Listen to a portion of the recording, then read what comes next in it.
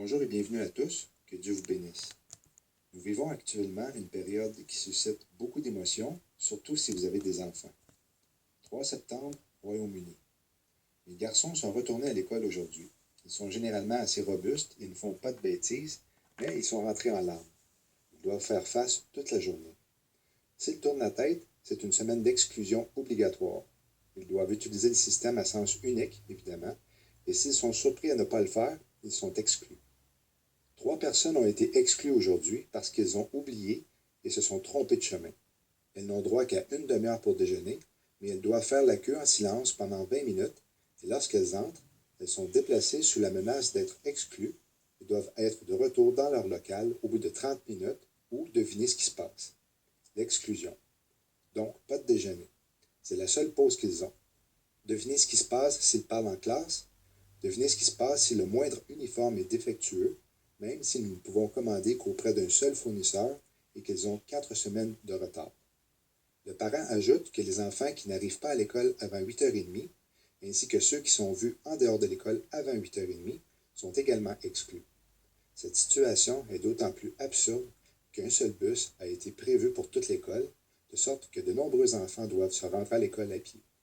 Tous les enseignants sont complètement entassés dans des boîtes en acrylique à l'avant de la salle de classe et ne sont pas autorisés à les quitter tant que les élèves sont en classe, ajoute le parent. Pendant ce temps, dans un autre internat du Hampshire qui fait payer aux parents des frais de 39 000 € par an, tous les élèves ont été renvoyés chez eux pendant 2 semaines après qu'un seul enfant se soit présenté avec un mal de gorge. Comme nous l'avons souligné hier, une autre école a menacé d'exclure des élèves qui font des blagues sur le coronavirus. Entre-temps, les décès dus au COVID-19 ont complètement cessé, mais les médias et le gouvernement continuent de craindre une deuxième vague, bien que l'augmentation des nouveaux cas soit uniquement due à un plus grand nombre de tests. Seuls 6 enfants de moins de 18 ans sont morts au Royaume-Uni avec le COVID-19 et tous présentaient une grave comorbidité. Lance D. Himes, le directeur par intérim du département de la santé de l'Ohio, a discrètement publié un ordre le 31 août qui traite de mettre les gens dans des camps s'ils ont été testés positifs pour COVID-19, même s'ils ne présentent aucun symptôme clinique. L'ordre s'appliquera à 1. Ceux dont les tests est positif au COVID-19, mais qui ne nécessitent pas d'hospitalisation. 2. Ceux qui ont été exposés au COVID-19, mais qui ne nécessitent pas d'hospitalisation. 3. Aux individus asymptomatiques à haut risque qui ont besoin de distanciation sociale par mesure de précaution. Cet ordre établit qu'un refuge pour non-rassemblement sera établi sur les campus des collèges et universités de l'Ohio. L'ordre accorde l'immunité de responsabilité civile aux collèges et universités sur les propriétés sur lesquelles ces camps seront installés et ordonne à ces collèges et universités de rendre les camps sécurisés. Maintenant, supposons qu'une personne tombe dans l'une de ces catégories et que l'État la saisit et la place dans un camp. Combien de temps doivent-ils rester? L'ordre ne le dit pas. Serait-ce qu'ils doivent rester jusqu'à ce qu'ils acceptent de prendre un vaccin? Paul nous instruit dans sa 2e épître aux Thessaloniciens qu'après l'enlèvement, Dieu va envoyer une puissance d'égarement pour qu'ils croient au mensonge. Imaginez l'efficacité de cet égarement alors qu'une bonne partie des chrétiens sont trompés actuellement. Bill Gates en est un qui ne se cache pas pour montrer qu'il utilise le mensonge dans l'avancement de son programme. Sur son site gatesnotes.com, le milliardaire recommande un livre qui s'intitule « How to Lie with Statistics » « Comment mentir avec les statistiques », disant qu'un chapitre vous montre comment les aides visuelles peuvent être utilisées pour exagérer les tendances et donner des comparaisons déformées. La raison principale du fait qu'une grande partie de la famille de Dieu ne reconnaît pas ce qui se passe présentement est qu'ils ne connaissent pas les prophéties des derniers jours. Apocalypse 1, 1-3. Révélation de Jésus-Christ qu'il a reçue de Dieu pour montrer à ses serviteurs les choses qui doivent arriver bientôt et qu'il a fait connaître par l'envoi de son ange, agent son serviteur, lequel a rapporté la parole de Dieu et le témoignage de Jésus-Christ et tout ce qu'il a vu. Heureux celui qui lit et ceux qui écoutent les paroles de cette prophétie et qui gardent les choses qui y sont écrites, car le temps est proche. En étant au courant de ce que le futur nous réserve, il est normal de reconnaître que la mise en place du système de la bête, tel que décrite dans le livre de l'Apocalypse, est presque à terme. Une fois que celui qui le retient maintenant sera enlevé, le sans-loi va mettre à mort tous ceux qui n'adoreront pas son image. Cette façon d'opérer est ce qu'on appelle dictatoriale. Une dictature est un régime politique dans lequel une personne ou un groupe de personnes exerce tous les pouvoirs de façon absolue. L'Australie est l'exemple parfait de ce qui attend la population mondiale une fois que la soi-disant deuxième vague va frapper dans la plupart des pays. Des images vidéo choquantes de Melbourne, en Australie, montrent une femme enceinte arrêtée devant ses enfants dans sa propre maison pour le crime d'avoir organisé une manifestation anti-confinement sur Facebook. Le clip montre la police entrant dans la maison de la femme et lui présentant, ainsi qu'à son mari, un mandat de perquisition. La femme est ensuite informée qu'elle est en état d'arrestation pour provocation avant d'être menottée. Elle explique qu'elle est enceinte et qu'elle doit passer une échographie dans une heure. Mais les agents du gouvernement ne se découragent pas et lui disent qu'elle est arrêtée pour une publication sur Facebook dans laquelle elle a organisé une manifestation contre le confinement. La femme explique qu'elle serait heureuse de supprimer sa publication, mais l'agent lui dit « Vous avez déjà commis l'infraction » et lui dit ensuite que le mandat de perquisition autorise les autorités à saisir tous les ordinateurs, tous les appareils mobiles que vous avez. Je n'ai pas réalisé que je faisais quelque chose de mal. C'est ridicule, se plaint la femme en se mettant à pleurer. Cette femme n'est pas la première Australienne à voir sa maison perquisitionnée et à être arrêtée pour avoir organisé une manifestation dans une soi-disant démocratie.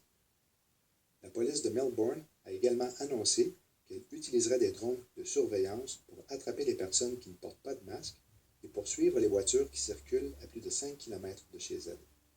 Les autorités ont également reçu le pouvoir de pénétrer chez les gens sans mandat et d'effectuer des contrôles ponctuels de mise en quarantaine. Pendant ce temps, une autre vidéo en provenance d'Australie montre un homme arrêté pour s'être trouvé dans le jardin de son voisin et avoir refusé de présenter une pièce d'identité.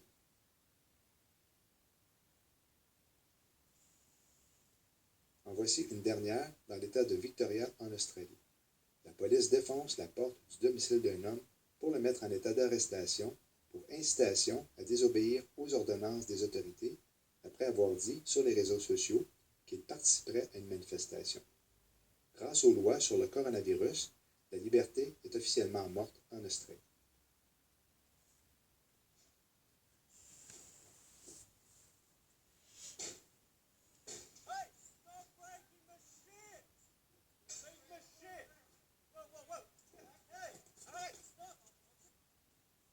Satan, le serpent, joue ses dernières cartes à la perfection. Le coronavirus a été l'atout qu'il a utilisé pour prendre le contrôle de la partie. Son venin est sur le point d'être disponible.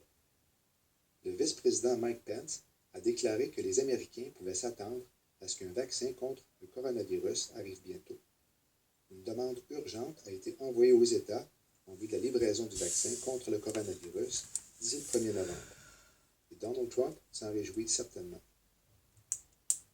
La cérémonie de signature de l'accord d'Abraham entre Israël et les Émirats arabes unis aura lieu le 15 septembre à Washington, a confirmé mardi la Maison-Blanche. Le premier ministre Benjamin Netanyahou représentera Israël. Abdullah bin Zayed représentera les Émirats arabes unis. Netanyahou s'est dit fier de se rendre à Washington la semaine prochaine à l'invitation du président américain Donald Trump pour participer à la cérémonie historique à la Maison-Blanche, célébrant l'établissement d'un traité de paix entre Israël et les Émirats arabes unis. La Maison-Blanche souhaite organiser une grande cérémonie similaire à l'événement au cours duquel le plan de paix de l'administration Trump au Moyen-Orient a été dévoilé en janvier. Que ce soit les pays arabes qui sont d'accord avec l'accord de paix, comme les Émirats arabes unis, ou les pays arabes qui ne sont pas d'accord avec l'accord de paix, comme le Qatar, ils parlent tous les deux le même langage, une solution à deux États, y compris les États-Unis et l'ONU. Jérusalem-Est deviendrait la capitale d'un État palestinien. Même si c'est Jared Kushner qui fait le travail, Donald Trump est celui qui l'a délégué, qui va signer les documents devant la presse. C'est quand même spécial que cet accord s'appelle l'accord d'Abraham, alors que Dieu avait fait une alliance avec Abraham que Jérusalem serait à lui entièrement. Jetons un coup d'œil à une vision que Jérémie a eue de Dieu, qu'il décrit au 21e chapitre de son livre concernant un négociateur. Commençons avec le deuxième verset. Une vision terrible m'a été révélée. L'oppresseur opprime, le dévastateur dévaste. Monte, Élam, assiège, médit. Je fais cesser tous les soupirs. Les mots oppresseur et opprime est le mot hébreu bagad, qui veut dire agir en trichant, en trahissant, avec tromperie. Alors que les mots dévastateur et dévaste viennent du mot shaddad, qui signifie traiter violemment dans le but de dépouiller, dévaster, ruiner et détruire.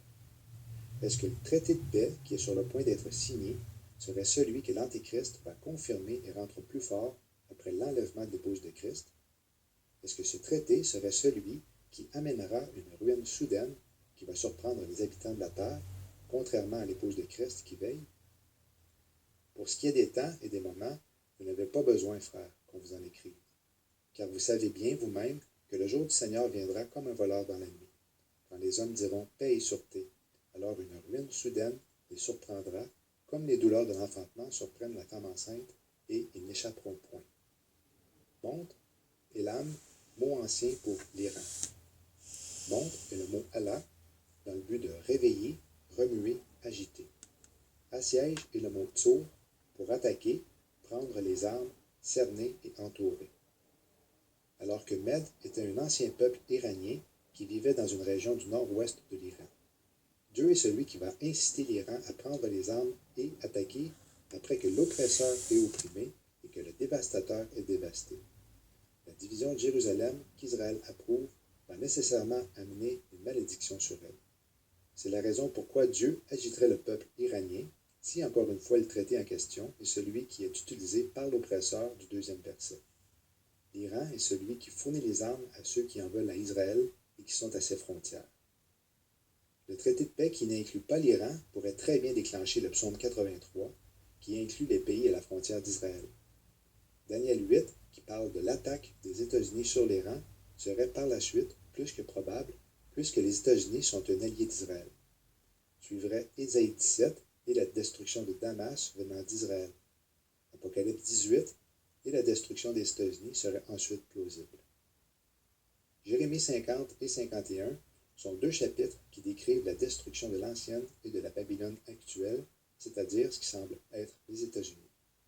Remarquez la similitude avec la vision d'Ésaïe. Jérémie 51, 11. Aiguisez les flèches, saisissez les boucliers. L'Éternel a réveillé l'esprit des rois de Médie parce qu'il a résolu de détruire Babylone. Car c'est ici la vengeance de l'Éternel, la vengeance de son temple. Monte Élam, assiège Médie, je fais cesser tous les soupirs. Le mot soupir est anaka, qui veut dire gémissement, qui est une expression de chagrin ou de détresse physique comme celle d'une femme enceinte. Ésaïe 21, 3.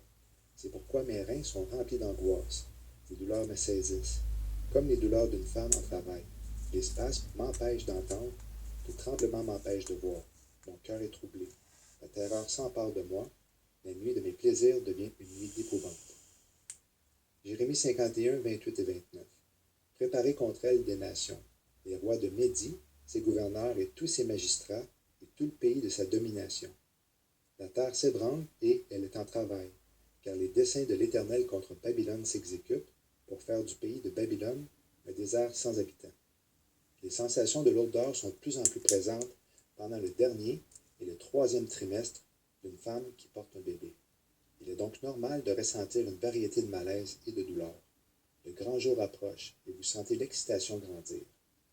Une femme qui est sur le point d'accoucher se sent fatiguée et ressent de plus en plus d'inconfort lié à son corps qui s'alourdit. Un maelstrom d'émotions diamétralement opposées tournoie dans la tête d'une femme enceinte. Tout au long du dernier trimestre d'une grossesse, il est normal d'être en mode d'alerte quant aux signes annonciateurs de l'accouchement. L'impatience se fait sentir.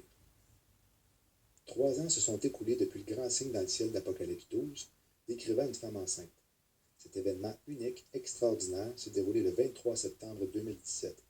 Est-ce que le premier trimestre de cette femme enceinte se serait produit de 2017 à 2018, le deuxième de 2018 à 2019, et le dernier pouvant possiblement être de 2019 à cette année?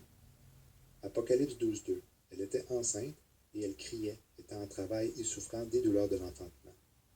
En vérité, je vous dis que vous pleurerez et vous vous lamenterez et le monde se réjouira. Vous serez dans la tristesse, mais votre tristesse sera changée en joie. Quand une femme accouche, elle a des douleurs parce que son terme est venu. Et dès qu'elle est accouchée d'un enfant, elle ne se souvient plus de son travail, à cause de sa joie de ce qu'un homme est né dans le monde. De même, vous êtes maintenant dans la tristesse, mais je vous verrai de nouveau, et votre cœur se réjouira, et personne ne vous ravira votre joie.